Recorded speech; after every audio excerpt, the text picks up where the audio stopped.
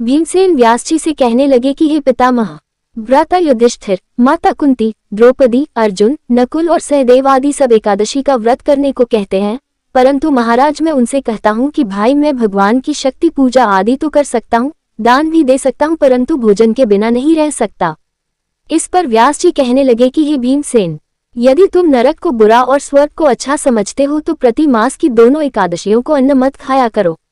भीम कहने लगे कि हे पितामह, मैं तो पहले ही कह चुका हूं कि मैं भूख सहन नहीं कर सकता। यदि वर्ष भर में कोई एक ही व्रत हो तो वह मैं रख सकता हूं, क्योंकि मेरे पेट में वृक नाम वाली अग्नि है, सो मैं भोजन किए बिना नहीं रह सकता। भोजन करने से वह शांत रहती है, इसलिए पूरा उपवास तो क्या एक समय भी बिना भोजन किए रहना कठिन है। अतः आप मुझे कोई ऐसा व्रत बताए जो वर्ष में केवल एक बार ही करना पड़े और मुझे स्वर्ग की प्राप्ति हो जाए। श्री व्यास जी कहने लगे कि हे पुत्र, बड़े बड़े ऋषियों ने बहुत शास्त्र आदि बनाए हैं जिनसे बिना धन के थोड़े परिश्रम से ही स्वर्ग की प्राप्ति हो सकती है। इसी प्रकार शास्त्रों में दोनों पक्षों की एकादशी का व्रत मुक्ति के लिए रखा जाता है। व्यास जी के वचन सुनकर भीमसेन नरक में जाने के नाम से भयभीत हो गए और कांपकर कहने लगे कि अब क्या करूं। मास में 2 व्रत तो मैं कर नहीं सकता, हाँ वर्ष में एक व्रत करने का प्रयत्न अवश्य कर सकता हूँ। अतः वर्ष में एक दिन व्रत करने से यदि मेरी मुक्ति हो जाए तो ऐसा कोई व्रत बताए।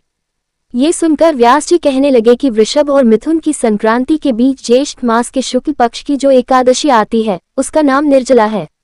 तुम उस एकादशी का व्रत करो। इस एकादशी के व्रत में स्नान और आचमन के सिवा जल वर्जित है। आचमन में 6 मासे से अधिक जल नहीं होना चाहिए, अन्यथा वह मद्यपान के सदृश हो जाता है। इस दिन भोजन नहीं करना चाहिए, क्योंकि भोजन करने से व्रत नष्ट हो जाता है। यदि एकादशी को सूर्योदय से लेकर द्वादशी के सूर्योदय तक जल ग्रहण न करे तो उसे सारी एकादशियों के व्रत का फल प्राप्त होता है। द्वादशी को सूर्योदय से पहले उठकर स्नान आदि करके ब्राह्मणों का दान आदि देना चाहिए। इसके पश्चात भूखे और सत्पात्र ब्राह्मण को भोजन कराकर फिर आप भोजन कर लेना चाहिए। इसका फल पूरे 1 वर्ष की संपूर्ण एकादशियों के बराबर होता है। व्यास जी कहने लगे कि हे भीमसेन, यह मुझको स्वयं भगवान ने बताया है। इस एकादशी का पुण्य समस्त तीर्थों और दानों से अधिक है। केवल एक दिन मनुष्य निर्जल रहने से पापों से मुक्त हो जाता है। जो मनुष्य निर्जला एकादशी का व्रत करते हैं उनकी मृत्यु के समय यमदूत आकर नहीं घेरते, वरन भगवान के पार्षद उसे पुष्पक विमान में बिठाकर स्वर्ग को ले जाते हैं। अतः संसार में सबसे श्रेष्ठ निर्जला एकादशी का व्रत है, इसलिए यत्न के साथ इस व्रत को करना चाहिए। उस दिन ओम नमो भगवते वासुदेवाय मंत्र का उच्चारण करना चाहिए और गोदान करना चाहिए। इस प्रकार व्यास जी की आज्ञानुसार भीमसेन ने इस व्रत को किया, इसलिए इस एकादशी को भीमसेनी या पांडव एकादशी भी कहते हैं।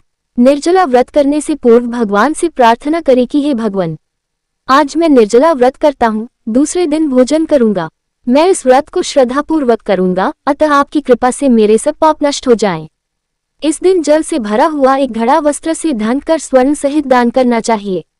जो मनुष्य इस व्रत को करते हैं उनको करोड़ पल सोने के दान का फल मिलता है, और जो इस दिन यज्ञादिक करते हैं उनका फल तो वर्णन ही नहीं किया जा सकता। इस एकादशी के व्रत से मनुष्य विष्णुलोक को प्राप्त होता है। जो मनुष्य इस दिन अन्न खाते हैं वे चांडाल के समान हैं, वे अंत में नरक में जाते हैं। जिसने निर्जला एकादशी का व्रत किया है वह चाहे ब्रह्म हत्यारा हो, मद्यपान करता हो, चोरी की हो या गुरु के साथ द्वेष किया हो, मगर इस व्रत के प्रभाव से स्वर्ग जाता है। हे कुंती पुत्र, जो पुरुष या स्त्री श्रद्धा